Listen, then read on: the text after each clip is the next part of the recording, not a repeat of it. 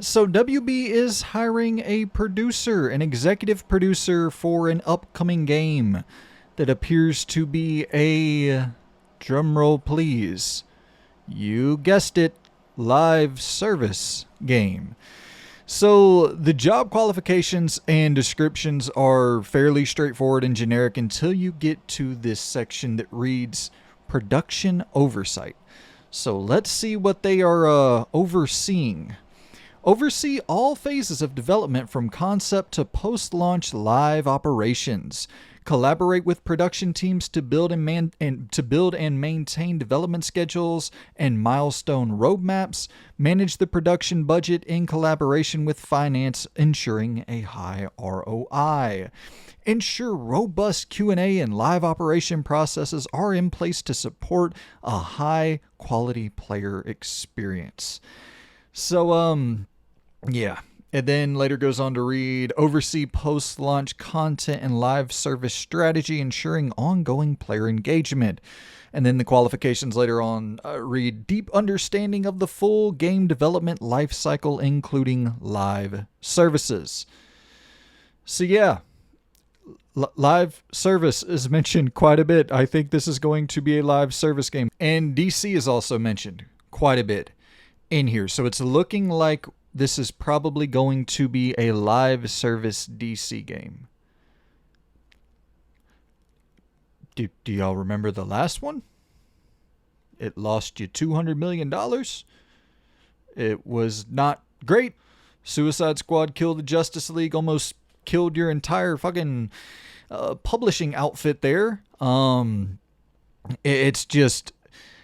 listen, whenever you see live service, you can't immediately doom and gloom it because you do have examples of something like a Hitman that was executed on expertly, in my opinion. You know, all the expansions and updates, everything felt meaningful and carefully thought out, but then it's like, do you trust WB?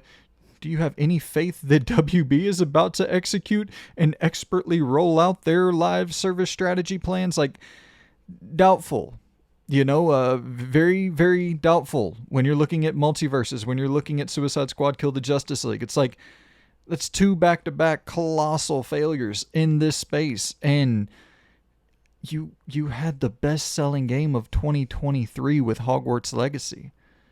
2023 was one of the greatest years in video game history. You had Baldur's Gate 3 that you outsold.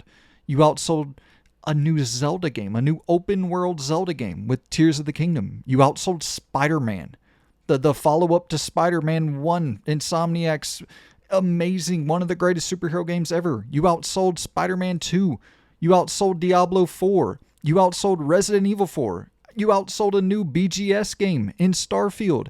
You outsold a new Final Fantasy game with 16, a new mainline Final Fantasy game. Not a remake, not a new mainline numbered entry in the Final Fantasy series.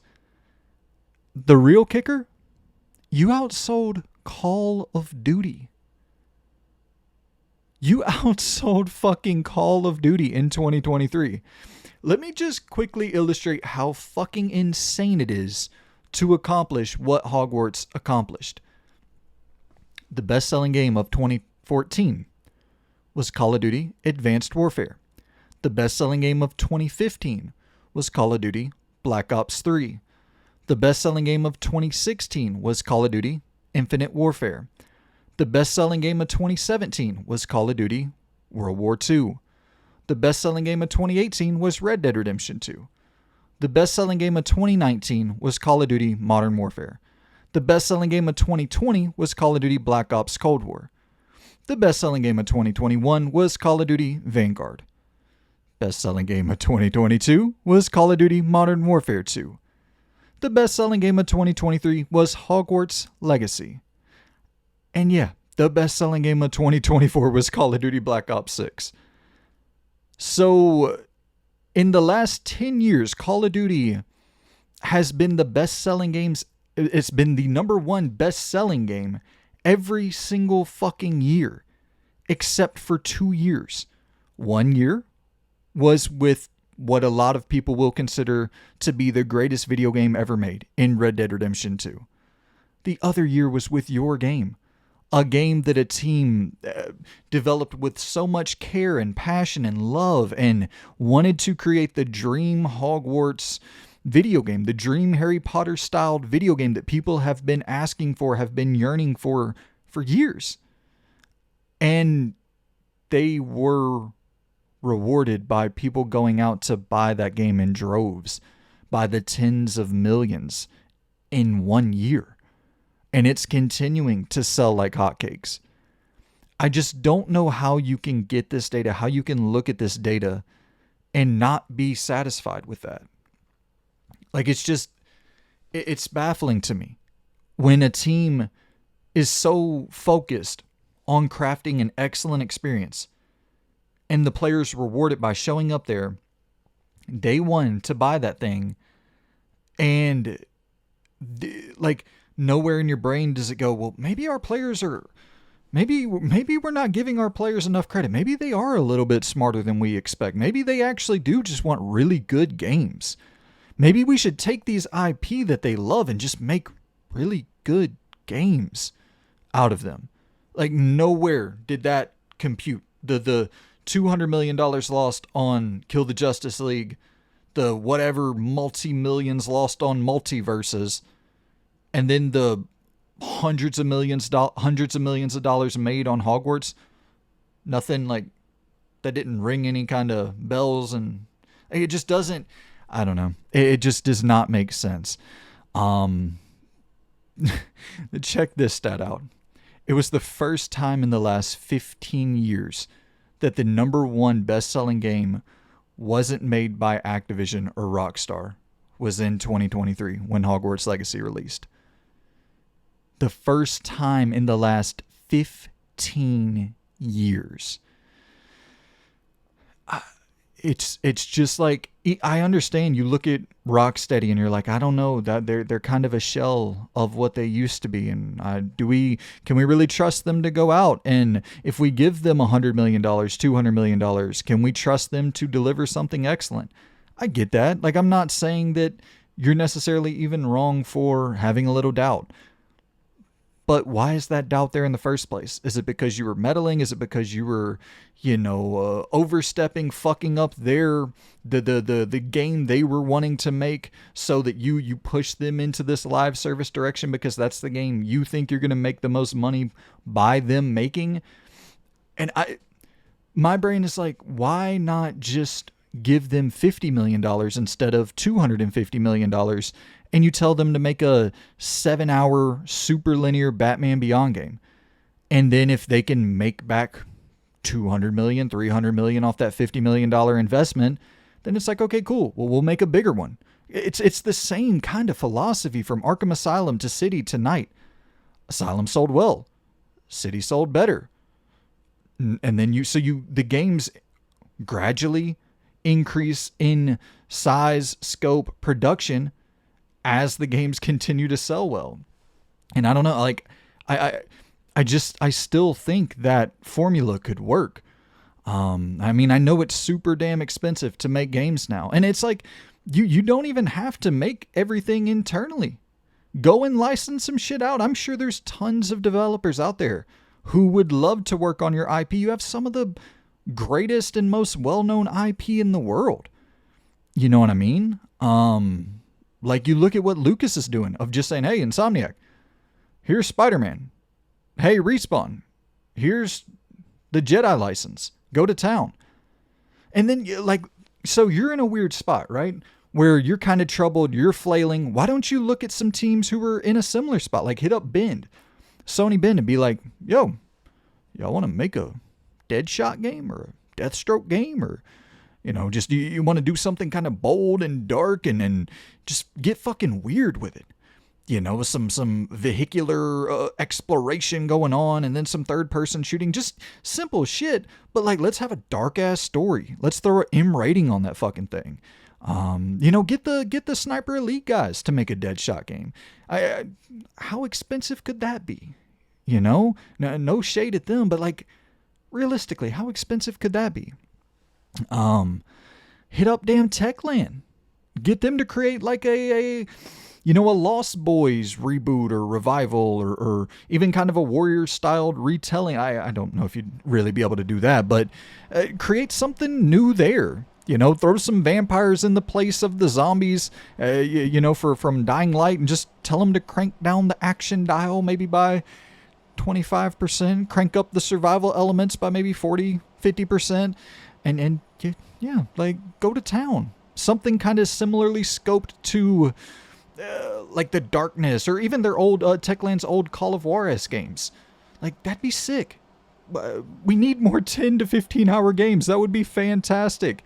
Look at Slow Clap or Housemarque, even the Returnal developers. They're about to make Saros. Like, give them the fucking Matrix IP. WB's they own the Matrix. I believe they own the Matrix, right?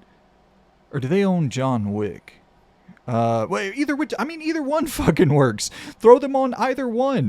Get Keanu Reeves. Obviously, he has some love for the video game space, out there endorsing the shit out of Cyberpunk, going in and doing the motion capture and all that. Like, I'm sure he'd love to get back on a video game project.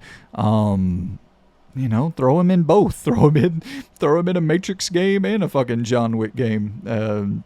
It's just, listen, I'm not saying this is like, obviously it's not this easy. And I'm not trying to paint a picture of, it's just slap some teams on it and there's no, like, obviously there's so much contractual obligation and so much red tape and crossing T's and dotting I's and negotiations. Like, I understand all this has to happen. But at the same time, like, you see it being done elsewhere. And so it can't just be this thing of, it's impossible. It's impossible. Like, why is Disney getting it done? You know what I mean? And you got IP that are on that scale of value to a Disney. I'm not saying you have, a Spider-Man, but you got a Batman. Like, it's pretty damn close. You got a Superman, that's pretty damn close. You got a Harry Potter, that's pretty fucking close. They had, no, Lord of the Rings is Embracers. They have Game of Thrones, I think. Once again, I'm not real knowledgeable about who owns what IP, this, that, and the other, but I just think about, like, even if you want to go to something as simple as Mortal Kombat, like, why are there not licensed Mortal Kombat games out there that are, think back to, when's the last time you've seen Mortal Kombat be anything other than a fucking fighting game? I guess Shaolin Monks was kind of a 3D third person. It had some of those exploration elements and shit, but it wasn't like full. You would really have to go back to the PS1. I forget the special force something or another, the PlayStation 1 3D kind of open space action adventure game. And then you had like the weird Sub-Zero. Like, you had some weird experimental Mortal Kombat shit back in the day. It'd be so sick. Hit up Microsoft, be like, yo, how much would you be willing to throw us for a Game Pass deal? And you take on the funding of the development. You throw us a Game Pass deal. We call it a day. You have some sort of profit sharing, obviously, but like, get Team Ninja, the Hellblade people, but let's get them back to their Heavenly Sword days. They'd make a sick-ass, like, Scorpion game or Sub-Zero game where you're playing as them as the main character and getting back into the old character action vibe, kind of God of War, but with a slightly more, high-paced, action-packed feel. I don't know, man. And I think it would be cool to kind of license out some of that weird shit, some of that more experimental shit. And then if you want to stay if you want to continue funding internal development, then you do have your Supermans and your Batmans that you can put your Rocksteadies, and you can, I was going to say Monolith, you can't put them on anything anymore because you shut them down, because Lord knows that, fucking 30-year run of creating great games is like, who cares? We're just going to completely shut them down now. Mind-blowing there, but, you have your other internal studios, so if you want to continue funding them to create these IP that you own, games from these IP that you own, then great. And you do have big, fucking huge, reliable, bankable IP that you can go to there. But even then, it's like, I don't know, once again, looking at teams who are in need of a team that needs to be thrown a bone, a team that needs to have a project that is sustainable to maintain and to ensure that they continue to exist. You look at someone like a BioWare, because BioWare is kind of a weird team in that they have consistently been making really strong gameplay for the last few games, but with really weak stories. You look at even starting with Andromeda, Mass Effect Andromeda, great third-person shooting, the best third-person shooting that they've ever done. Not the world's greatest story, not the greatest Mass Effect story, and obviously the launch and disastrous, the bugs, all that, of course. Then you go into Anthem. Top tier, flying and mobility and movement and all of that, but a live service game that absolutely nobody wanted. And then into Veilguard, a story that a lot of people hated, but gameplay that was really damn solid, really, really fun, a really just strong third-person action-adventure, God of War-esque gameplay system there. And it's like, I think that they could really nail a Justice League style game from a gameplay standpoint, where you're, I don't know, are you a new recruit into the Justice League and you're having to pass the tests and you're having to go to your different fucking I don't know, you gotta train to be a Justice League member? I'm sure you do, but just making a Justice League role-playing game where you're like, here's the script that you're sticking to, here's kind of the story that we want told to some degree, but allowing them to go in there with that cool ass combat system and see what the fuck can happen there. I know people look at something like an X-Men Destiny and they're like, yeah, it just, we want to play as Wolverine, we want to play as Cyclops, we want to play as X, Y, and Z. And I would assume the same would be true for the Justice League. People would be like, we want to play as Batman, we want to play as Superman. But at the same time, like, I don't know, it would be kind of cool to play as a new member of the Justice League. To me, that's always been like one of the dreams, and that's why I like X-Men Destiny as much as I do. It's not a good game, but it's like kind of the dream scenario for me is X-Men First Class style, where you are becoming, you're having to become a member of the X-Men. You're having to go through the trials and tribulations and pass the tests, and like that's like a Persona-styled X-Men game, a Persona-styled Justice League game. I think shit like that could be really sick. You look at even throwing someone like a Don't Nod on it. Well, you probably don't want to do that for Justice League. That's probably going to be a really big budget thing, but hey, fund the shit out of them. Don't Nod is incredibly talented. You look at something like Vampire and Banishers, and it's like that's somewhere in that realm. They just don't have the funding to really go in that realm. So I think they could do it as well.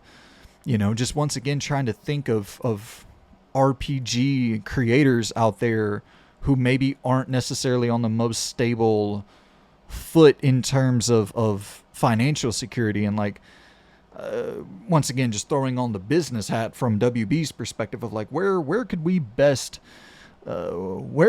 shift our focus and kind of get a good deal from some of these other publishers. Like, you look at EA, I bet they would be thrilled to have BioWare work on something that was a little bit more sustainable and bankable. You put them on a Justice League IP, I think EA would be more than happy to sign BioWare up for that. As long as they're not, depending on how much of the bill they're footing for that. And I guess that's the thing as well, where if you're in a weird position as WB, if you're kind of flailing, you're not going to be able to charge Marvel rates in terms of,